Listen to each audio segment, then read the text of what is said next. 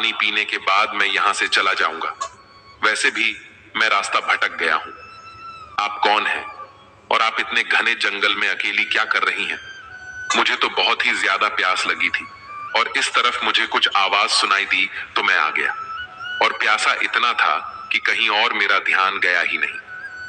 राजा के प्रश्न का उत्तर देते हुए वह लड़की कहने लगी, मैं यही पास के गांव में रहती हूँ। मेरा तो यहाँ रोज का आना जाना लगा रहता है। मैं रोज आती हूँ और इसी झरने में नहाती हूँ। ये झरना और नदी जंगल के बीच में है, इसलिए यहाँ कभी कोई नहीं आया। मैं तो निश्चित होकर नहा रही थी। मुझे नहीं पता था कि आप यहाँ आ जाएंगे। आप मेरी तरफ पीठ करके पानी पी लीजिए और कुछ देर उधर रुक जाइए, मैं आपको रास्ता बता दूंगी। राजा पानी पीकर वहां से कुछ दूर जाकर एक पेड़ की छांव में उस लड़की की तरफ पीठ करके खड़ा हो गया और लड़की का इंतजार करने लगा।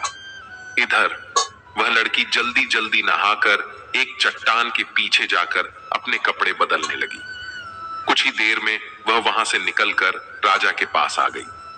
राजा के पास आकर वह कहने लगी, आपको और पानी पीना है तो पी लीजिए। राजा ने कहा, नहीं नहीं, पानी तो मैंने पी लिया है। अब तुम मुझे अपना परिचय दो और मेरी मदद करो। तब वह कहने लगी, मैंने अपने घर ले जाने के लिए कुछ फल तोड़ कर रखे हैं। आपको भूख लगी होगी, आप उन्हें खा सकते हैं। क्या आप उन फलों को खाएंगे? अगर खाना चाहोगे तो मैं आपको दे दूंगी। यह कहकर वह राजा का जवाब सुने बिना ही टोकरी में रखे हुए फल निकालकर झरने के पानी में धोकर खाने के लिए राजा को देने लगी। राजा लगातार उस लड़की को देख रहा था। उसने देखा कि वह बार बार उससे फल लेने की जिद कर रही है। तब राजा ने उस लड़की से फलों को ले लिया और उससे पूछने लगा, क्या तुम नहीं खाओगी? अब वह कहती है, नहीं, आप अतिथि हैं, आप खाइए। राजा ने उससे कहा, अभी तक आपने अपने बारे में कुछ नहीं बताया है, मैं तुम्हारे बारे में भी जानना चाहता हूं। तब वह कहती है, मेरा नाम सावित्री है और मैं पास के गांव में ही रहती हूं। मेरे गांव का नाम बगत है। मेरे परिवार में सिर्फ मेरी माँ है। मेरी माँ और मैं, हम दोनों लोग वन से फल और लकड़ियां ले जाते हैं और उन्हें बेचकर अपना गुजारा कर लेते हैं। और हाँ, एक और बात, मेरे घर के पास थोड़ी सी जमीन है। हम लोग उसमें कुछ अनाज और सब्जियां उगा लेते हैं। उन उगाई हुई सब्जियों को हम बाजार में बेच देते हैं, जिससे हमारा खर्चा चल जाता है। मैंने तो अपने बारे में आपको सब कुछ बता दिया है, परंतु आपने अभी अपने बारे में कुछ नहीं बताया कि आप कौन हैं। तब राजा ने एक पल के लिए कुछ सोचा और फिर वह बोला, जब मैं अगली बार तुमसे मिलने आऊंगा तब मैं तुम्हें बताऊंगा कि मैं कौन हूं।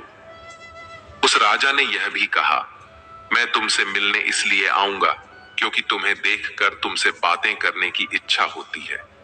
इसके बाद सावित्री हंसते हुए बोली, मैंने आपको बताया था कि मैं रोज यहाँ आती हूँ। सुबह लकड़ियां ले जाकर माँ को दे देती हूँ, फिर फल लेकर जाती हूँ। उसके बाद खाना खाकर हम सब्जी और फल बेचने के लिए बाजार जाते हैं। मैं आपको रोज इस समय पर ही यहाँ मिलूंगी, या फिर आप चाहें तो मेरे गांव में भी आ सकते हैं। उस लड़की की इतनी बातें सुनकर वह राजा वहां से चला गया और अपने राज्य को लौट आया। लेकिन राजा सावित्री पर मोहित हो गया था, इसलिए वह गहरी सोच में डूबा था। तभी उसके मंत्री ने राजा से पूछा, हे राजन, आप क्या सोच रहे हैं? तब उसने सारी बात उसे बताई। तब वह मंत्री कहता है, हे राजन, आप उससे विवाह कर लो। हो सकता है उससे ही हमारे राज्य को एक उत्तराधिकारी मिल जाए। मंत्री का यह सुझाव सुनने के बाद अगले ही दिन राजा अपने मंत्री को साथ में लेकर सावित्री से मिलने के लिए निकल गया। जब वह झरने के पास पहुंचे तब उन्होंने सावित्री को आवाज दी। अब सावित्री झरने के पास नहीं थी। जब राजा के कई बार आवाज देने के बाद सावित्री बाहर नहीं आई, तब वह रुक गए और इंतजार करने लगे। काफी देर इंतजार करने के बाद भी जब उन्हें सावित्री दिखाई नहीं दी, तो राजा ने मंत्री जी को भी बुलाया और कहा, आज सावित्री दिखाई नहीं दे रही है। लगता है या तो आज सावित्री आई नहीं है या फिर वह आकर वापस चली गई है। परंतु उसने कहा था कि वह रोज यहाँ पर आती है तो अब तक वह आई क्यों नहीं? तब उस मंत्री ने कहा, महाराज, क्यों ना हम लोग उसके गांव चले। राजा कहने लगा, हाँ, लगता है यही ठीक रहेगा। तब उन दोनों ने सावित्री के गांव में जाने का निश्चय कर लिया और दोनों सावित्री के गांव पहुंच गए। फिर सावित्री का नाम लेकर उसका पता पूछते हुए उसके घर पहुंच गए। वहां पर पहुंचकर राजा ने देखा कि सावित्री अपनी कुटिया के बाहर चुपचाप बैठी हुई थी। राजा ने उसे आवाज लगाई, सावित्री, तुम क्या कर रही हो? देखो, मैं तुमसे मिलने आया हूं। मैंने झरने के पास तुम्हारी बहुत प्रतीक्षा की, परंतु तुम वहां नहीं आई। सावित्री की आंखें आंसू से भरी हुई थीं। राजा ने पूछा, सावित्री, क्या हुआ? तुम क्यों रो रही हो? अब वहीं दो अजनबियों को अश्व पर सवार देखकर उनके पास बैठे हुए ग्रामीण में से एक ने कहा, बाबूजी, इसके अपनों में सिर्फ इसकी एक मां ही तो थी और वह भी चल बसी है, क्योंकि उसे सर्प ने काट लिया था और उनकी मृत्यु हो गई। अब यह बेचारी अकेली रह गई है। आप ही बताएं कि ऐसे में अब यह बेचारी रोए नहीं तो क्या करे? लेकिन आप लोग कौन हैं? तब मंत्री जी ने राजा का परिचय दिया। मंत्री की बात सुनकर पूरे गांव में खलबली मच गई। सभी ने मिलकर राजा का दिल से स्वागत किया। राजा ने गांव के मुखिया से कहा, मैं सावित्री से विवाह करना चाहता हूं, क्या आप लोगों को कोई आपत्ति है? तब उस गांव के मुखिया जी ने कहा, नहीं, हमें कोई दिक्कत नहीं है। हमारी बेटी राजरानी बनेगी। हमारे तो भाग्य ही खुल गए हैं। ये गांव अब आपका ससुराल होगा। इससे अधिक हमें और क्या चाहिए? गांव वालों ने जल्दी जल्दी सारी तैयारी करके राजा और सावित्री का विवाह करवा दिया। उस राजा ने सावित्री को नया नाम दिया रानी राजलक्ष्मी। राजा और मंत्री जी नई रानी राजलक्ष्मी को लेकर अपनी राजधानी वापस जाने के लिए जब तैयार हुए, तब गांव वालों ने बहुत ही धूमधाम से गांव की बिटिया राजलक्ष्मी को विदा किया। पूरा गांव बहुत ही ज्यादा खुश था। राजा राजलक्ष्मी के साथ अपने ससुराल से अपने राजमहल में आ गए। राजा की नई रानी को देखकर उस राजा की बाकी की 6 रानियां ईर्ष्या से जलकर राख हो रही थीं। उन सभी रानियों ने मन से दुखी होने के बाद भी अपने आप को खुश दिखाते हुए राजलक्ष्मी का स्वागत किया। अब तो राजा का अधिकांश समय राजलक्ष्मी के साथ ही व्यतीत होता था। राजलक्ष्मी भोली भाली और मासूम दिल की थी। वह अपनी सौतनों के मन में छिपी हुई अपने प्रति ईर्ष्या को पहचान नहीं रही थी। अब राजलक्ष्मी के साथ राजा के विवाह को भी काफी समय बीत चुका था, लेकिन फिर भी उन्हें कोई संतान नहीं हुई। एक बार एक सन्यासी महात्मा उस राजा के राज्य से गुजर रहे थे। वह सन्यासी बहुत ही प्रसिद्ध थे। जब मंत्री जी को उन सन्यासी महाराज के बारे में पता चला, तो वह राजा के पास आया और बोला, महाराज, एक सन्यासी हमारे राज्य में आए हैं। वह सन्यासी बहुत ही महान महात्मा है। क्यों न उन्हें राज दरबार में बुलाकर उनसे इस परेशानी का हल पूछा जाए। राजा मंत्री की बात से सहमत हो गए। अब उन्होंने सन्यासी महाराज को आदर के साथ महल में बुलाया। जब वे महात्मा महल में पहुंचे, तो राजा ने उनका बहुत आतिथ्य सत्कार किया और उन्हें अपनी परेशानी के बारे में बताया। राजा ने अपनी सभी रानियों को भी राज दरबार में ही बुला लिया। महात्मा ने उस समय कुछ भी न कहते हुए राजा से कुछ दिन महल में रुकने की आज्ञा मांगी, जिसे राजा ने खुशी खुशी स्वीकार कर लिया। राजा ने अपने सेवकों को आज्ञा दी कि महात्मा जी के रहने का उचित प्रबंध किया जाए। राजा ने अपनी सभी रानियों से भी कहा कि महात्मा जी का पूरा आतिथ्य सत्कार होना चाहिए। सभी 6 रानियों ने महात्मा के फटे पुराने वस्त्र देखे तो उन्हें घिन आने लगी। उन्हें अच्छा नहीं लगा कि वे सभी महात्मा के फटे वस्त्रों की ओर देखें। जब भी राजा उन्हें महात्मा जी का कोई कार्य करने को कहते थे, तब वह किसी न किसी बहाने से उन साधु महात्मा की सेवा करने से इनकार कर देती थी। लेकिन सबसे छोटी रानी राजलक्ष्मी उन महात्मा का पूरा सत्कार किया करती थी। शायद वह जंगल में पली होने के कारण इस बात का कोई घमंड नहीं रखती थी कि वह इस राज्य की रानी है। उसने अपना पूरा मन लगाकर उन महात्मा की सेवा की। कुछ दिनों बाद जब महात्मा जाने के लिए तैयार हो गए, तब जाने से पहले उन्होंने सभी को आशीर्वाद दिया। अंत में सबसे छोटी रानी राजलक्ष्मी को उन्होंने अपने पास बुलाकर कहा, बेटी, तुमने मेरी बहुत सेवा की है, मेरा बहुत ध्यान रखा है। बहुत जल्द ही तुम्हें सुंदर संतान की प्राप्ति होगी और इस महल में बच्चों की आवाज सुनाई देगी। यह सुनकर राजा और रानी राजलक्ष्मी बहुत खुश हो गए। उन्हें इस प्रकार आशीर्वाद देकर महात्मा चले गए। सचमुच कुछ ही दिनों के भीतर छोटी रानी गर्भवती हो गई। कुछ ही दिनों में राजलक्ष्मी ने राजा को शुभ समाचार दिया कि वह पिता बनने वाले हैं। रानी गर्भवती हो गई है। यह समाचार सुनने के बाद राजा की खुशी का तो कोई ठिकाना न था। अब राजा रानी राजलक्ष्मी का और भी ज्यादा ध्यान रखने लगे थे। उन्होंने राजलक्ष्मी को किसी तरह की कोई तकलीफ ना हो, यह सोचकर राजमहल में सभी दास दासियों को राजलक्ष्मी की इच्छा पूरी करने के निर्देश दे दिए। उन्होंने कुल गुरु को भी यह निर्देश दिया कि वह प्रतिदिन रानी को धार्मिक और प्रेरक कहानी सुनाए। रानी के गर्भवती होने का समाचार जब राज्य में फैला, तब पूरे राज्य में खुशी की एक लहर फैल गई। उस राज्य में सभी लोग खुशियां मनाने लगे। चारों तरफ बधाइयों की धूम मची थी। सभी लोग खुश थे कि राज्य को वारिस मिलने वाला है। परंतु 6 रानियां तो जलकर राख हो गई थीं। ये 6 की 6 रानियां आपस में विचार करने लगीं कि अब क्या होगा। अब तो वह सब यही सोच रही थीं कि छोटी रानी तो पहले से ही राजा को बहुत प्यारी है। बच्चा होने के बाद तो इसका और अधिक ध्यान रखा जाएगा। यह कल की आई हुई औरत पटरानी हो जाएगी। उसके बाद हम सभी का तो कोई महत्व ही नहीं रह जाएगा और ये हमें दासी की तरह समझेंगे। इस तरह से वे आपस में सलाह करके हमेशा रानी राजलक्ष्मी को परेशान करने का प्रयास करती थीं, परंतु उनका कोई भी प्रयास सफल नहीं हो पाता था। कभी कुलगुरु के लोग रास्ते में आ जाते थे, तो कभी राजा की प्रजा और कभी दासियां, तो कभी स्वयं राजा ही उनके रास्ते की रुकावट बन जाते थे। इस तरह समय बीत रहा था और रानी की गर्भावस्था का समय भी लगभग पूरा होने वाला था। तभी अचानक राज्य की सीमा पर विद्रोहियों ने विद्रोह कर दिया। उनके विद्रोह को दबाने के लिए राजा ने सेनापति को भेजा, परंतु वह अपने काम में असफल रहे। तब राज्य की सीमा पर स्वयं राजा को ही जाना पड़ा। राजा ने अपनी सबसे बड़ी रानी को छोटी रानी राजलक्ष्मी की उचित देखभाल करने का आदेश दिया और वह विद्रोह को दबाने के लिए महल से निकल गए।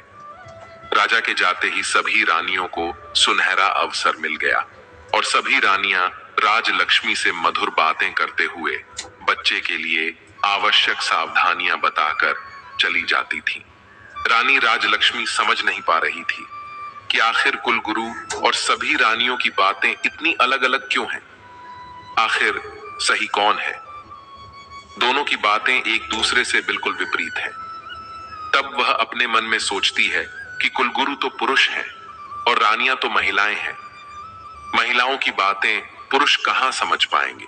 इसीलिए वह आंखें बंद करके बड़ी रानियों की हर बात मानती चली गई। एक दिन रानी को प्रसव पीड़ा शुरू हो गई। तब रानी राजलक्ष्मी ने बड़ी रानी से कहा, दीदी, मुझे बहुत तकलीफ हो रही है, मुझे कुछ उपाय बताइए, प्रसव कैसे होगा। समय पूरा हो गया था। तब बड़ी रानी के मन में बहुत ज्यादा ईर्ष्या हो रही थी। वह सोच रही थी कि अभी से इसका इतना ध्यान रखा जाता है, बच्चे पैदा होने के बाद न जाने कितना ज्यादा इसका ध्यान रखा जाएगा। यह सोचकर बड़ी रानी छटपटा रही थी और छोटी रानी को इस प्रकार मदद मांगते देखकर उसके मन में तरह तरह के षड्यंत्र पैदा होने लगे। उसने बहुत मीठे शब्दों में छोटी रानी से कहा, बहन, तुम चिंता मत करो, मैं कुछ करती हूं, मैं दाई को बुलाती हूं। तब तक तुम ऐसा करो कि देखो वह सामने खड़ा है, तुम उसमें अपना सिर डालकर कोठी के ऊपर खड़ी हो जाओ। इससे तुम्हें आराम मिलेगा और प्रसव आराम से हो जाएगा। तब तक दाई भी आ जाएगी। राजलक्ष्मी को ऐसा कहकर रानी वहां से चली गई। तब रानियों ने अपनी दासियों से कहा, राजमहल की दाई को बुला लाओ। जब दाई आई तो उन 6 रानियों ने मिलकर उसे धन देकर और कुछ समझाकर अपने साथ शामिल कर लिया। इधर राजलक्ष्मी इंतजार करने लगी कि अब वह क्या करे। जरूर प्रसव का यही तरीका होगा। वह कोठी पर खड़ी होकर घड़े में अपना सिर डालने लगी, लेकिन उसका सिर घड़े के अंदर नहीं जा रहा था। अब वह जमीन में बैठ गई और दर्द के कारण चिल्लाती रही, लेकिन उसे देखने वाला वहां पर कोई नहीं था। दूसरी तरफ बड़ी रानी और दूसरी रानियों ने अपनी विश्वसनीय दाई से कहा कि तुम छोटी रानी के कमरे के बाहर जाकर खड़ी रहो और देखती रहो कि वहां कोई दूसरा न जा पाए। दाई कमरे के बाहर खड़ी हो गई। छोटी रानी राजलक्ष्मी दर्द से रो रही थी। भगवान की कृपा से छोटी रानी ने एक एक करके 7 बच्चों को जन्म दिया। रानी राजलक्ष्मी ने 6 लड़के और 1 लड़की को जन्म दिया, जिससे रानी राजलक्ष्मी को बहुत ज्यादा तकलीफ हो रही थी। इसी कारण रानी राजलक्ष्मी बेहोश हो गई। यह देखकर दाई ने जल्दी से अपनी बड़ी रानी को बुलाया और सभी बच्चों को उन्हें दिखाया। बड़ी रानी के साथ सभी छोटी रानियां भी वहां आ चुकी थीं। वह सभी यह देखकर हैरान थीं कि छोटी रानी ने एक साथ 7 बच्चों को जन्म दिया है और सभी बच्चे बिल्कुल स्वस्थ और तंदुरुस्त हैं। उन्होंने उस दाई से कहा, तुम जल्दी से जाओ और कुछ ईंट पत्थर के टुकड़ों को लेकर आओ। अब दाई जल्दी से ईंट पत्थर के टुकड़ों को लेकर आ गई। इसके बाद बड़ी रानी ने दाई से कहा, तुम यहां से इन सभी बच्चों को ले जाओ और जंगल में ले जाकर इन्हें मारकर जमीन के नीचे दफन कर देना। हमने जो तुम्हें सोना, चांदी और सिक्के देने का वादा किया है, वह बहुत जल्दी ही तुम्हें मिल जाएंगे। दाई बहुत खुश हो गई और वह सभी बच्चों को लेकर वहां से चली गई। उसके जाने के बाद सभी रानियों ने मिलकर वहां से बच्चों के होने के सारे निशान साफ कर दिए। बच्चों के स्थान पर उन्होंने ईंट पत्थर के टुकड़े वहां रख दिए। साथ ही उस घड़े को तोड़कर उसके टुकड़े भी वहां पर रख दिए। इसके बाद सभी रानियां अपने कमरे में आ गईं। कुछ देर बाद वहीं दाई वापस उनके पास पहुंच गई। तब बड़ी रानी ने उससे पूछा, क्या हुआ? क्या तुमने उन्हें मारकर जमीन में दबा दिया है या नहीं? तब दाई ने कहा, जी, मैंने उन्हें मारकर दफना दिया है। दाई की इस बात को सुनने के बाद सभी रानियां बहुत खुश हुईं और उन्होंने दाई को इनाम के रूप में बहुत सारे सोने चांदी के सिक्के देकर विदा किया। इस प्रकार अपना सारा काम पूरा करने के बाद सभी रानियां छोटी रानी राजलक्ष्मी के पास आईं और उसके ऊपर पानी के छींटे मारकर छोटी रानी को होश में लाई। रानी राजलक्ष्मी के होश में आने के बाद वह बहुत कमजोर महसूस कर रही थी। उसने सभी रानियों से पूछा, मेरे बच्चे कहाँ हैं और मुझे लड़का हुआ है या लड़की? तब उन रानियों ने पत्थरों की ओर इशारा करते हुए कहा, यह देखो, तुमने इन पत्थरों को जन्म दिया है। छोटी रानी राजलक्ष्मी यह सुनकर आश्चर्यचकित थी। यह ऐसा कैसे हो सकता है कि मैंने ईंट और पत्थरों को जन्म दिया है? छोटी रानी के पास ईंट और पत्थर पड़े हुए थे। उसने रोते हुए कहा, ईंट और पत्थर ऐसा कैसे हो सकता है? नहीं, यह नहीं हो सकता। बच्चा तो जरूर हुआ होगा। अब सभी रानियों ने कहा, तो क्या हमने उसे कहीं छुपा दिया है? यही तो है जिसे तुमने जन्म दिया है। तब उन रानियों ने पत्थर के टुकड़ों को एक थैली में भर दिया और अब राजा के आने की प्रतीक्षा थी। छोटी रानी बहुत ही आश्चर्यचकित और परेशान थी। वह समझ नहीं पा रही थी कि ऐसा कैसे हो सकता है कि मैंने पत्थरों को जन्म दिया है। कुछ समय बाद राजा भी युद्ध जीतकर अपने नगर को वापस आ गए। उनके स्वागत में भव्य तैयारी की गई, परंतु लोगों के चेहरे पर वह उमंग, वह खुशी नहीं दिख रही थी जिसकी उन्होंने कल्पना की थी। राजा अब राजभवन में आए तो पटरानी सहित सभी रानियों ने उनका स्वागत किया। छोटी रानी राजलक्ष्मी का चेहरा उदास था, परंतु दूसरी रानियां बहुत खुश दिखाई दे रही थीं। राजमहल में ऐसा माहौल देखकर राजा को बहुत आश्चर्य हुआ। छोटी रानी का उदास मुख देखकर उन्होंने पूछा, रानी राजलक्ष्मी, क्या बात है? आप दुखी नजर आ रही हैं। इस पर छोटी रानी राजलक्ष्मी के कुछ भी कहने से पहले ही बड़ी रानी ने जवाब दिया, महाराज, वह दुखी कैसे नहीं रहेंगी? इसका भेद जो खुल गया है रानी की बात को सुनकर उस राजा को कुछ समझ नहीं आया, तो उसने बड़ी रानी से पूछा, आपके कहने का मतलब क्या है? रानी राजलक्ष्मी को प्रसव हुआ कि नहीं? तब बड़ी रानी ने झूठ मूठ दुख का दिखावा करते हुए कहा, महाराज, आप तो चले गए थे, लेकिन हमें तो बहुत बड़े धोखे में रखा गया। इस रानी राजलक्ष्मी ने ईंट पत्थर को जन्म दिया है और ईंट पत्थर इन्हीं के कमरे में रखे हुए हैं। आप जाकर स्वयं देख लीजिए। पटरानी राजा को रानी राजलक्ष्मी के कक्ष में लेकर गई और उन्हें ईंट और पत्थरों के टुकड़े दिखाए। राजा ईंट और पत्थरों को देखकर आश्चर्यचकित थे। उन्होंने कहा, यह कैसे हो सकता है? मानव गर्भ से यह ईंट और पत्थर कैसे पैदा हो सकते हैं? बड़ी रानी कहने लगी, महाराज, वही तो हम भी कह रहे हैं कि इसने हमारे साथ गर्भवती होने का नाटक किया था। हम भी तो उम्मीद लगाए बैठे थे कि हमें राज्य का वारिस मिलेगा। इसके साथ ही हमें भी तो माता होने का सौभाग्य प्राप्त होगा, परंतु ऐसा कुछ भी नहीं हुआ। बड़ी रानी के इस प्रकार कहने पर राजा को उसकी बातें ठीक लगी। राजा को भी लगा कि रानी ने सभी को धोखा दिया है।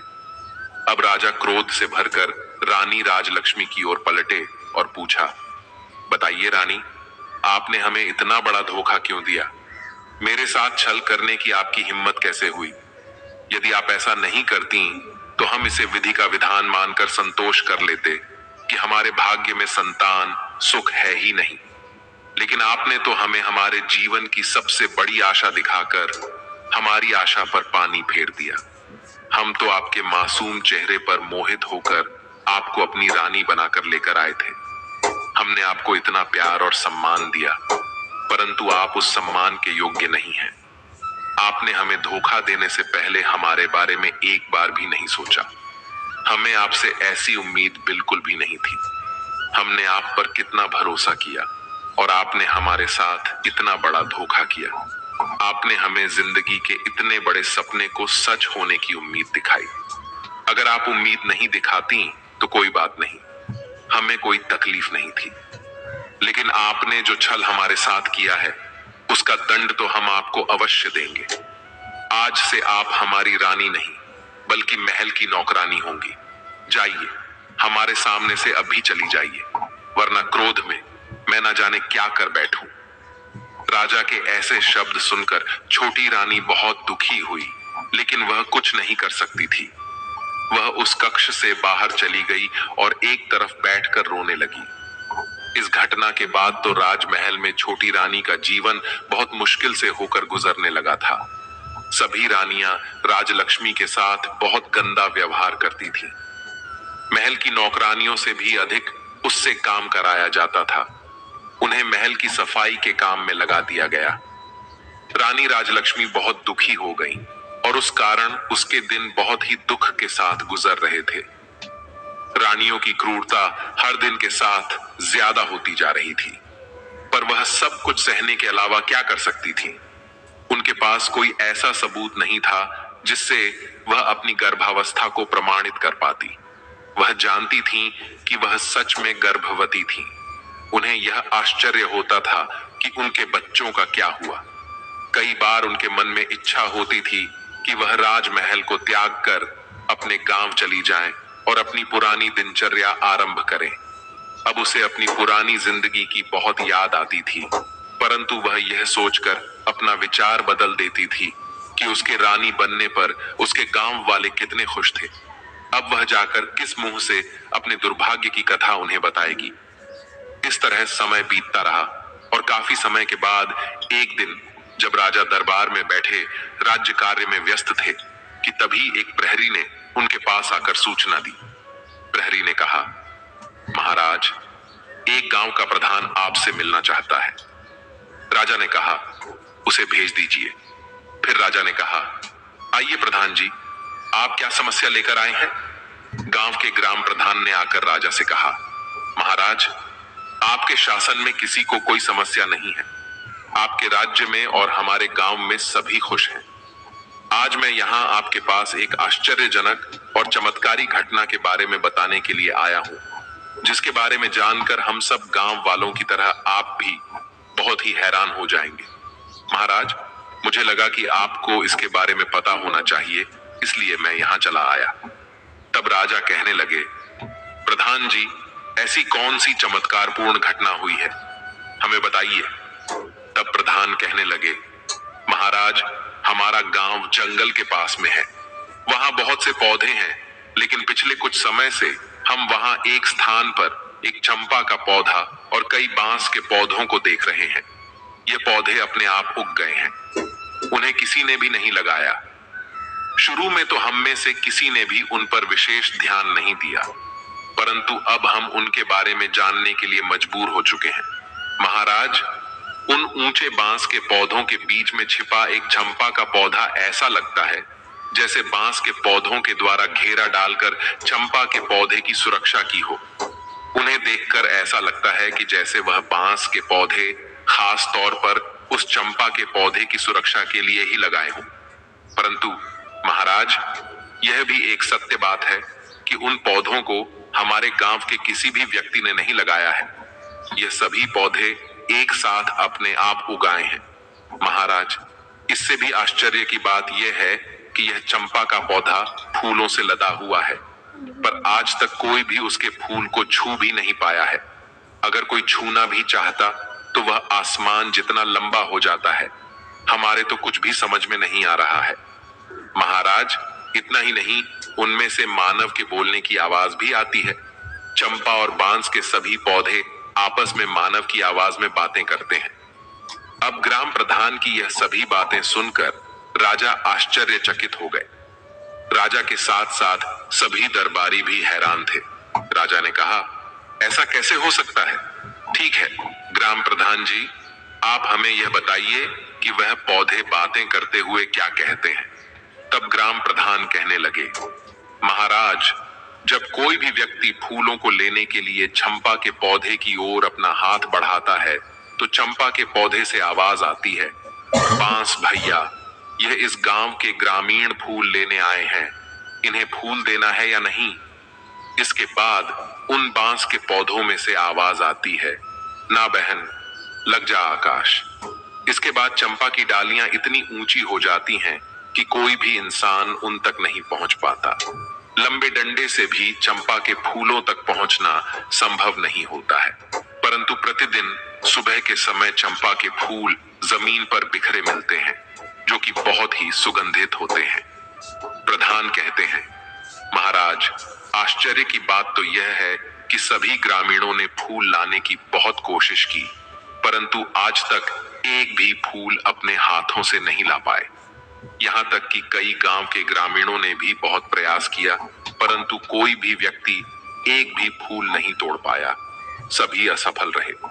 अब तो सभी लोगों ने उस चंपा के पौधे को आकाश चंपा के पौधे के नाम से बुलाना शुरू कर दिया है। राजा ने ग्राम प्रधान की यह सभी बातें सुनने के बाद हैरान होकर मंत्री को आदेश दिया, मंत्री जी, आप खुद जाकर देखिए वे किस प्रकार के पौधे हैं और इसके बारे में हमें पूरी जानकारी दीजिए। मंत्री जी ने कहा, मैं स्वयं जाकर देखता हूं। मंत्री जी उसी समय ग्राम प्रधान को लेकर दरवाजे से बाहर निकल गए। राजा और सारे दरबारी यह सब सुन और देख रहे थे। वह समझ नहीं पा रहे थे कि आखिर सच्चाई क्या है। मंत्री के वहां से जाने के बाद राजा भी यह सोचकर अपने राज्य कार्य में व्यस्त हो गए कि मंत्री जी गए हैं, वह सब कुछ पता लगा कर आ जाएंगे। राजमहल से निकलकर जब मंत्री जी ग्राम प्रधान जी के साथ उन पौधों के पास पहुंचे तो सभी ग्रामीण भी वहां पर इकट्ठा हो गए। सुबह का समय था। मंत्री जी, ग्राम प्रधान और गांव के लोग उस चंपा के पौधे के पास पहुंच चुके थे। वहां पहुंचते ही चंपा के फूलों की गंध उनके नाक में प्रवेश कर गई। चंपा की सुगंध से वे सम्मोहित हो गए। चंपा के पौधे के पास पहुंचकर मंत्री जी ने देखा कि ग्राम प्रधान के बताए अनुसार वहां पर एक चंपा का पौधा था और कई बांस के पौधे थे। चंपा का पौधा बिल्कुल बीच में था और बांस के पौधे उसे अपनी सुरक्षा के घेरे में लिए हुए खड़े थे। चंपा की डालियां सामान्य ऊंचाई पर थीं, जिन्हें मंत्री जी आराम से अपने हाथ से पकड़ सकते थे और फूल भी तोड़ सकते थे। पौधे के चारों ओर जमीन पर फूल बिखरे हुए थे। मंत्री जी चंपा के फूलों की सुगंध से सम्मोहित होकर चंपा के पौधे की ओर गए और फूल लेने के लिए अपना हाथ आगे बढ़ाया। तभी वहां पर मौजूद सभी लोगों को चंपा के पौधे से निकलती हुई एक मानव आवाज सुनाई दी, जिसे सुनकर मंत्री के हाथ जहां के तहां रुक गए। वे आश्चर्यचकित हो उठे। वे यह देख रहे थे कि यह आवाज चंपा के पौधे से आई थी। चंपा के पौधे से आवाज आई, हे बांस भैया। हाँ बहन चंपा, यह आवाज बांस में से आई थी।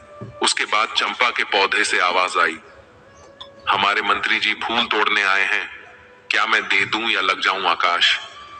वह आवाज सभी को स्पष्ट सुनाई दे रही थी। सभी आश्चर्य के साथ उन बांस के पौधों की ओर देख रहे थे। तभी उन बांस के पौधों में से एक साथ आवाज आई जो बिल्कुल साफ सुनाई दे रही थी। ऐसा लग रहा था जैसे 5-6 लोग एक साथ बोल रहे हों। इन आवाजों को सुनकर मंत्री जी आश्चर्यचकित हो गए। ऐसा लग रहा था जैसे उनके हाथों के साथ साथ उनका दिमाग भी सुन्न हो गया हो। वे सभी बांस से कह रहे थे, ना बहन चंपा, लग जा आकाश। ये वही मंत्री जी हैं जिन पर हमारी माँ की जिम्मेदारी थी, लेकिन इन्होंने अपनी जिम्मेदारी पूरी नहीं की, इसलिए इनके सामने झुकना नहीं, एक भी फूल का स्पर्श इन्हें नहीं करने देना।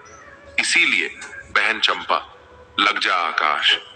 और अचानक से चंपा की सभी डालियां इतनी ऊंची हो गईं कि अब मंत्री जी किसी भी तरह से उसके एक भी फूल को नहीं तोड़ सकते थे। मंत्री जी ने चंपा के फूल तोड़ने का बहुत प्रयास किया, लेकिन बहुत कोशिश करने के बाद भी वह एक फूल भी नहीं तोड़ सके। उन बांस के पौधों में से अब जो आवाज आ रही थी, वे मंत्री जी से कह रही थीं, जाइए मंत्री जी, आप अपने राज कार्य का संचालन कीजिए। आप किसी इंसान की जिम्मेदारी लेने के योग्य नहीं हैं। मंत्री जी, आप अपनी जिम्मेदारी पूरी तरह से निभाते नहीं हैं। आपने एक बार भी यह देखने की कोशिश नहीं की कि हमारी महारानी राजलक्ष्मी गर्भावस्था के अंतिम समय में कैसे हैं और उनका प्रसव कैसे होगा। ऐसे कठिन समय में उन्हें कौन कौन सी समस्या हो सकती है। इसीलिए अब आप यहां से जाइए। हमारी दृष्टि में आपने अपराध किया है। आप हमारे सामने से चले जाइए। उन बांस की बातों को सुनकर मंत्री जी आश्चर्यचकित थे। एक ओर तो उन्हें इस बात का आश्चर्य हो रहा था कि ये पौधे मनुष्य की आवाज में बात कैसे कर रहे हैं। वहीं दूसरी ओर वह यह सोचकर भी हैरान थे कि वह सचमुच रानी राजलक्ष्मी को दिन में केवल एक बार देखकर आ जाते थे। ये बात सच तो थी, लेकिन उन्हें यह समझ नहीं आ रहा था कि यह बात इन पौधों को कैसे पता चली। और वह आत्मग्लानि से भर उठे, क्योंकि उन्हें गर्भावस्था के अंतिम समय में रानी की देखभाल तथा प्रसव अपनी निगरानी में करवाना चाहिए था। अब उन्हें यह महसूस हो रहा था कि सच में उन्होंने अपनी जिम्मेदारी सही ढंग से पूरी नहीं की है, परंतु यह बात इन पौधों को कैसे पता है। तब उन्होंने पौधों से पूछा, आप ही हमें बताइए, हमसे क्या गलती हुई है और हमारे द्वारा हुई उस गलती का क्या प्रायश्चित हो सकता है, जिससे हमारी भूल सुधारी जा सके। परंतु उसके बाद उन पौधों में से कोई आवाज नहीं आई। मंत्री जी पौधों से बात करने का बार बार प्रयास करते रहे। उन्होंने पौधों से कई प्रकार के प्रश्न पूछे, लेकिन उन्हें पौधों की तरफ से कोई उत्तर नहीं मिला और न ही अब पौधों की तरफ से कोई भी आवाज आ रही थी।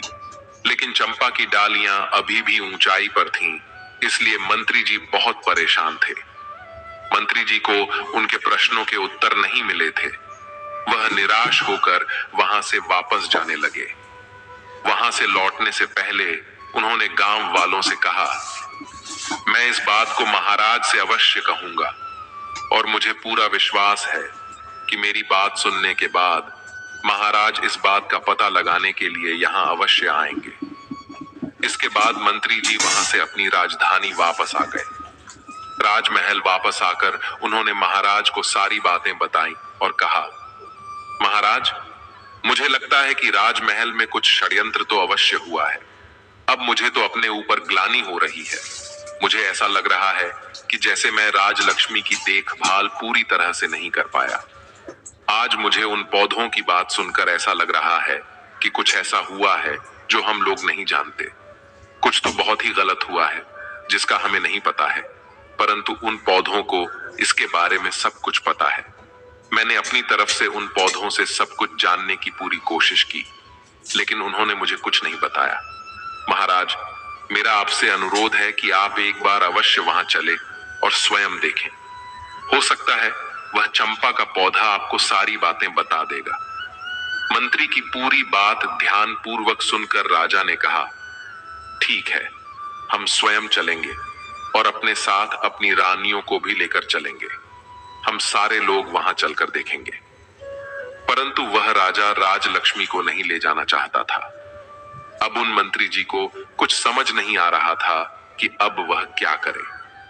उन्होंने फिर से कोशिश करते हुए महाराज से कहा, महाराज, यदि आप राजलक्ष्मी की सूरत नहीं देखना चाहते तो ना देखें, लेकिन उन्हें अपने साथ अवश्य लेकर चलें। क्योंकि महाराज, मुझे लगता है राजमहल में कुछ षड्यंत्र तो अवश्य हुआ है और उसका पता हमें नहीं चल पाया है। महाराज, मुझे दुख है कि अनजाने में मैं भी इस षड्यंत्र में शामिल हो गया हूं। इसलिए तो चंपा और बांस ने मुझे जिम्मेदारी नहीं निभाने वाला इंसान कहा और साथ ही वह मुझसे बहुत ही नाराज लग रहे थे। हे महाराज, आप मेरी इतनी सी बात को मानकर मुझ पर उपकार कीजिए। हो सकता है इससे मुझे अपनी भूल सुधारने का अवसर ही मिल जाए और मेरे किसी अनजाने पाप का प्रायश्चित हो जाए। मंत्री की भावनाओं को समझते हुए महाराज ने कहा, ठीक है मंत्री जी, अगर आप राजलक्ष्मी को साथ ले जाना चाहते हैं तो ले जा सकते हैं, लेकिन इतना ध्यान रहे कि वह मेरी नजरों के सामने ना आने पाए। अगर वह मेरे सामने आ गई तो मैं बर्दाश्त नहीं करूंगा, क्योंकि उसने मुझे इतना बड़ा धोखा दिया है, इसलिए मैं उसे अपने सामने नहीं देख सकता। इस प्रकार राजा और मंत्री के बीच चंपा के पौधे के पास जाने का दिन और समय तय हो गया। अब राजा और मंत्री के वहां जाने की तैयारी होने लगी। निश्चित दिन पर और समय पर राजा अपनी रानियों के साथ चंपा के फूलों का रहस्य जानने के लिए निकल पड़े। आगे रथ में स्वयं उनकी पटरानी तथा पीछे 5 रानियों की पालकी थी। उनके कई प्रमुख सभा सदस्य भी उनके साथ जा रहे थे। राजा के आदेश के अनुसार छोटी रानी राजलक्ष्मी को सभी के साथ जाना था, परंतु मंत्री जी ने उनके जाने की व्यवस्था अपने परिवार के साथ की थी और पूरे सम्मान सहित एक पालकी में अपने परिजनों के साथ उनकी यात्रा सुनिश्चित की। मंत्री जी को अब भी अपने आप पर ग्लानि हो रही थी कि उन्होंने गर्भ की अवस्था में रानी की पूरी तरह से देखभाल नहीं की थी और उन्होंने रानी के प्रसव की सही व्यवस्था नहीं की थी। उन्हें पूर्ण विश्वास हो गया था कि रानी ने राजा को धोखा नहीं दिया है, उनके साथ छल हुआ है। राजा की सवारी अब गांव की तरफ चल दी और गांव के पास आकर एक वन में रुक गई। गांव के बाहर गांव की सीमा पर पड़ाव डाला गया। गांव के ग्रामीण राज्य परिवार के स्वागत में जुट गए। अगले दिन सुबह यह काफिला चंपा के पौधे के पास जा पहुंचा और सभी लोग उनके चारों ओर घेरा डालकर बैठ गए। आज भी चंपा के फूल जमीन पर बिखरे हुए थे और उनमें से निकल रही मनमोहक सुगंधित हवा पूरे वातावरण को सुगंधित कर रही थी। चंपा की सुगंध से वहां उपस्थित सभी लोग प्रफुल्लित हो रहे थे। अब राजा भी उस चंपा के पौधे का रहस्य जानने के लिए बेताब थे। सभी 6 रानियां राजा के पास खड़ी थीं, परंतु सिर्फ छोटी रानी राजलक्ष्मी उनके पास न होकर मंत्री जी की पत्नी के साथ खड़ी थी। तभी एक रानी ने महाराज से कहा, महाराज, यदि आपकी आज्ञा हो तो मैं कुछ फूलों को तोड़कर ले लूं। मुझे इसकी खुशबू से बहुत अच्छा लग रहा है। राजा ने कहा, हाँ रानी जी, क्यों नहीं, आप अवश्य फूल लीजिए। तभी दूसरी रानी ने कहा, महाराज, मेरी भी फूल तोड़ने की बहुत इच्छा हो रही है। इनकी सुगंध इतनी अच्छी है कि मैं अपने आप को रोकने में असमर्थ हूं। आप आज्ञा दें तो मैं भी कुछ फूल तोड़ लाऊं। तब महाराज ने दोनों को आज्ञा दे दी। जब दोनों रानियां फूलों के पास गईं और उन्होंने चंपा के फूलों को तोड़ने के लिए अपना हाथ आगे किया, तभी चंपा के फूलों से आवाज आई, रानी आप रुकिए, आप हमारी आज्ञा के बिना इस तरह हमारे फूल नहीं तोड़ सकती। आवाज को सुनते ही रानी के हाथ जहां थे वहीं रुक गए। आसपास बैठे सभी लोग भी इस आवाज को सुनकर डर गए। तभी चंपा के पौधे से आवाज आई, बांस भैया, हमारी सौतेली माँ हमारे फूल लेने आई है, मैं टूटूं या लग जाऊं आकाश। तब बांस के पौधे में से आवाज आई, बहन चंपा, लग जा आकाश, ये तो तुम्हें छूने के योग्य भी नहीं है।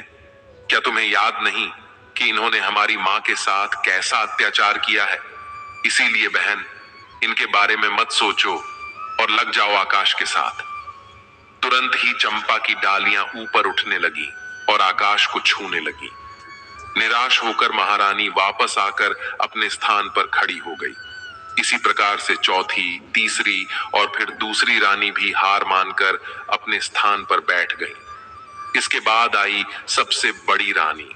उन्होंने अपने हाथ पौधे की ओर बढ़ाया और कहा, सुनो, मैं इस राज्य की महारानी और महाराजा की पटरानी हूं। इस राज्य में जो कुछ भी है उनका उपयोग सबसे पहले या तो मैं करती हूं या फिर मेरी अनुमति से किसी और को प्राप्त हो सकता है। इसलिए चंपा, अपनी डाली को नीचे झुका और मुझे फूल तोड़ लेने दे। इस बार चंपा की डालियों से आवाज आई, बांस भैया, हमारी सौतेली माँ मुझे फूल देने के लिए चेतावनी के साथ डरा रही है, हमें अपना आदेश मानने के लिए कह रही है। तुम क्या कहते हो, हमें इनका आदेश मानना चाहिए या नहीं? तब बांस बोला, ना बहन, तुम्हें आदेश देने का इनके पास कोई अधिकार नहीं है। हम राजा की प्रजा नहीं है और हम कोई वस्तु भी नहीं जो इनकी उपयोग में आना आवश्यक हो। और क्या तुम्हें याद नहीं है कि इन्होंने ही तो हमारी मां को सबसे ज्यादा दुख दिया है? राज्य की रानी तो माता होती है, इसीलिए पूरी प्रजा भी उनकी संतान बनकर उनके आदेशों का पालन करती है। परंतु इन्होंने तो माता होने का अपना कर्तव्य ही नहीं निभाया है। और इन रानी के हाथों में तुम अपने सुगंधित फूलों को कैसे दे सकती हो? इसीलिए बहन, तुम झुकना मत, तुम आकाश में ही रहो, तुम्हें इनका स्पर्श भी नहीं होने देना चाहिए। सभी के सामने यह बातें सुनकर बड़ी रानी का सिर लज्जा से झुक गया। सभासदों, राज्य की जनता और ग्रामीणों के समक्ष उनका इतना अपमान हुआ जो उन्हें बिल्कुल भी अच्छा नहीं लगा। परंतु वह इस पौधे को कोई दंड भी नहीं दे सकती थी। उस रानी की इच्छा तो यह हो रही थी कि बांस और चंपा के पौधे के टुकड़े टुकड़े करवा दे, लेकिन वह मजबूर थी, इसलिए चुपचाप आकर अपने स्थान पर खड़ी हो गई।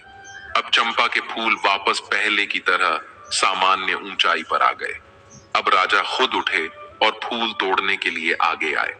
जब उन्होंने चंपा के पौधे के पास जाकर फूल लेने की कोशिश की, तभी चंपा के पौधे से आवाज आई, नहीं महाराज, आप यह भूल कभी मत कीजिएगा।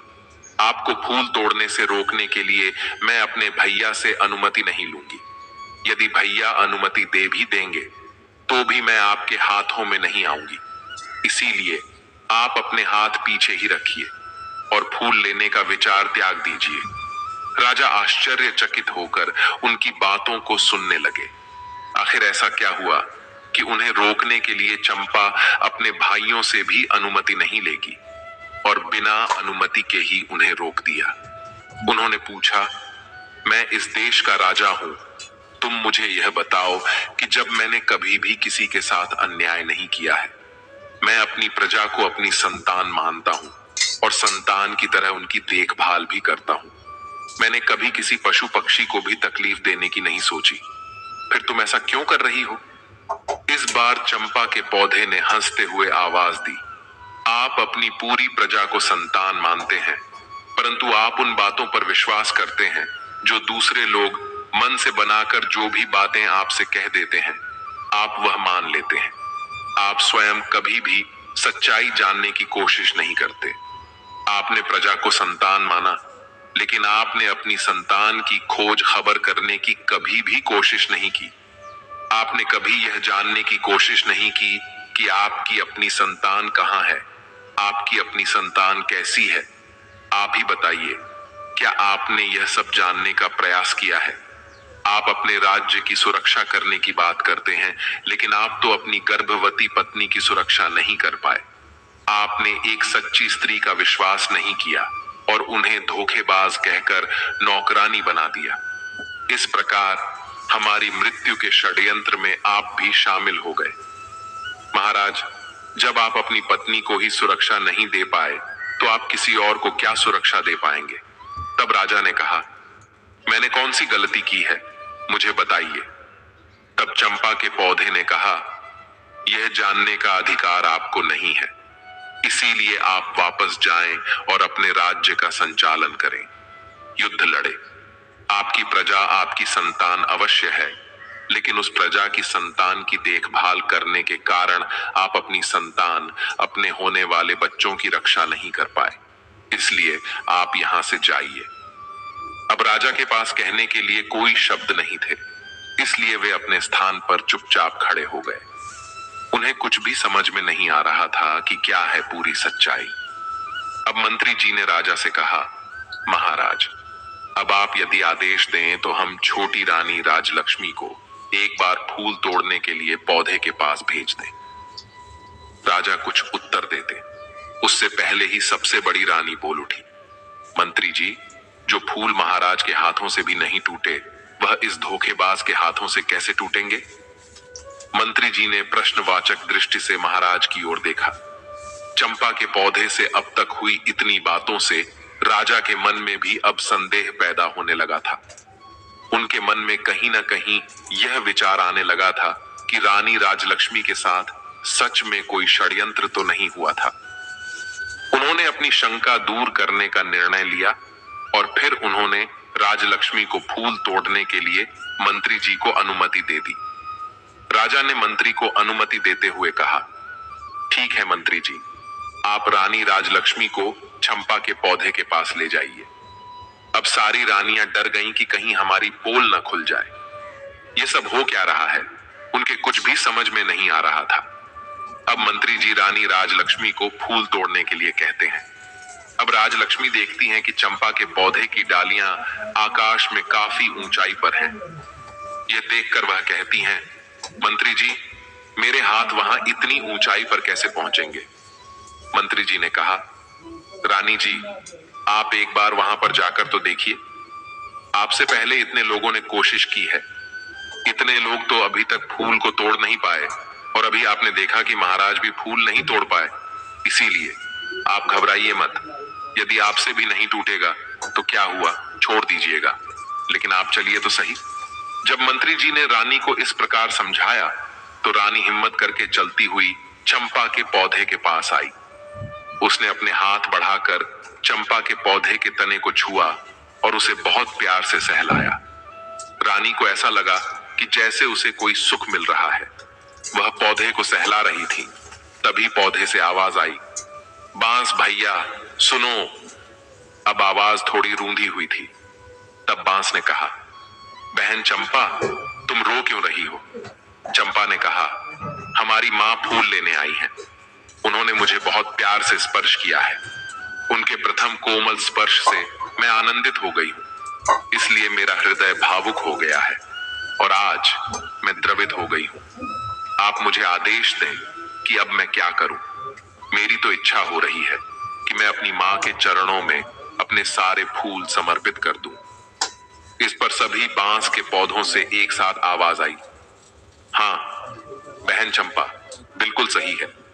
तुम्हारा दिल जो कह रहा है वही करो। माँ के चरणों में तो स्वर्ग है, माँ के चरणों का स्पर्श कर लो। इस आवाज के साथ ही सभी ने बहुत ही हैरानी से देखा कि सारी डालियां झुककर रानी के चरणों को छूकर रानी राजलक्ष्मी के चारों ओर फैल गईं। उसके ऊपर चंपा के फूलों की वर्षा हो रही थी। रानी राजलक्ष्मी के सर से पांव तक चंपा के पुष्प भरे हुए थे और रानी आंसू बहाते हुए चंपा की डालियों को अपने हाथों से पकड़कर सहला रही थी। रानी राजलक्ष्मी की आंखों से आंसू बहने लगे। यह देखकर सभी राज कर्मचारी, सभासद और ग्रामीण भावुक हो गए। सबकी आंखों से आंसू बहने लगे। राजा ने उन पौधों से पूछा, तुम ये बताओ कि तुम कौन हो? तुम देखो, नर हो या कोई अन्य प्राणी हो? तुमने किसी को भी अपने फूलों को छूने नहीं दिया, परंतु अब छोटी रानी की बाहों में तुम पुष्प वर्षा कर रहे हो। इसका क्या मतलब है? इसके पीछे क्या कारण है? मुझे बताओ, मैं इसके बारे में विस्तार से जानना चाहता हूं। इस बार चंपा ने कहा, राजन, मैं और यह 6 बांस आपकी और छोटी रानी की ही संतानें हैं। हम 7 भाई बहनों का जन्म एक साथ हुआ था। मुझसे बड़े 6 भाई और मैं सबसे छोटी बहन थी। हमारे जन्म के समय हमारी माँ प्रसव के समय बहुत अधिक पीड़ा में थी। हमारी माँ ने आपकी पटरानी और इस राज्य की महारानी से अपनी सहायता करने के लिए निवेदन किया, तो पटरानी ने हमारी माँ को कोठी पर चढ़कर एक घड़े में मुंह में डालकर खड़ी होने के लिए कहा था, जिसके कारण मेरी माँ ने जो पानी पीने का घड़ा था उसमें अपना सिर डालने की कोशिश की, लेकिन उसका मुंह भी छोटा होने के कारण उनका सिर तो अंदर नहीं गया, परंतु मेरी माँ की परेशानी और बढ़ गई। इस दर्द को देखने के बाद भी उनकी सहायता करने के लिए कोई नहीं आया और हम 7 भाई बहनों का जन्म हुआ। तब महारानी ने तो सोचा था कि हमारी माँ घड़े में अपने सिर को रखकर कोठी पर खड़ी रहेगी और ऊंचाई से हमारा जन्म होगा और ऊंचाई से गिरने के कारण हमारी मृत्यु हो जाएगी, परंतु ऐसा नहीं हो सका और हम सब जीवित रहे। परंतु माँ उस अवस्था में दर्द से बेहोश होकर भूमि पर गिर गई थी।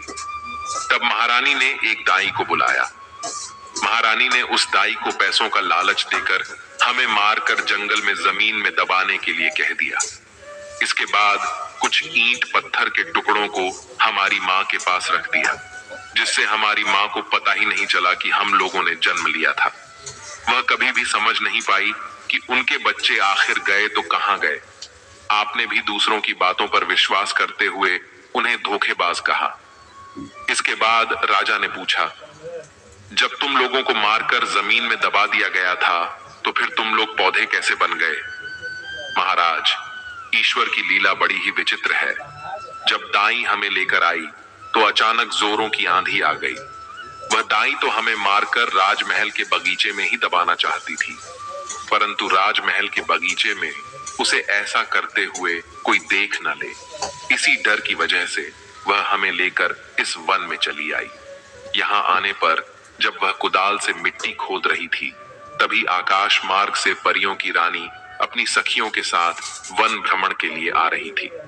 जब उनकी दृष्टि हम पर पड़ी तो उन्होंने हमें उठा लिया और दाई ने महल में जाकर महारानी से झूठ बोल दिया कि उसने हमें मारकर जमीन के अंदर दबा दिया है, क्योंकि उसे डर था कि सच्चाई जानकर महारानी उसे मरवा देंगी। दाई के वहां से जाने के बाद परियों की रानी ने मेरे 6 भाइयों को बांस में बदल दिया और मुझे चंपा के फूल का पौधा बना दिया। उनकी कृपा से हमें सभी बातें याद हैं और हम सभी को पहचान कर उनके अनुसार अपना व्यवहार कर पा रहे हैं और मानव की आवाज में बोल पा रहे हैं। तब राजा कहने लगा, तो क्या तुम लोग अपने असली रूप में नहीं आ सकते? तब चंपा ने कहा, महाराज, हम अपने असली रूप में आ सकते हैं। अगर हमारी माँ सभी पेड़ों से एक एक पत्ती ले और मेरे पौधे से एक पत्ती ले, फिर इन सभी 7 पत्तियों को एक गोले में रखकर परियों की रानी का नाम लेकर प्रार्थना करेगी और कहेगी, हे परी रानी, मेरे बच्चे मुझे वापस कर दो, तो हम सभी वापस अपने असली रूप में आ जाएंगे। उसकी बात सुनते ही रानी राजलक्ष्मी ने बांस और चंपा के पौधों से एक एक पत्ती ली और उन्हें गोले में सजाया। फिर स्वयं उनके समक्ष बैठ गई और हाथ जोड़कर पूरी श्रद्धा के साथ बोली, हे परी रानी, मैं पूरी जिंदगी आपकी सेवा करूंगी, आपकी पूजा करूंगी, फिर भी आपके उपकार का मैं प्रतिकार नहीं कर पाऊंगी। आपने मेरे ऊपर इतना बड़ा उपकार किया है। आपने इतने दिन मेरे बच्चों को संभाल कर रखा, अब कृपया इन्हें मेरे आंचल में डाल दो। मां परी रानी, मुझे मेरे बच्चों से मिला दो।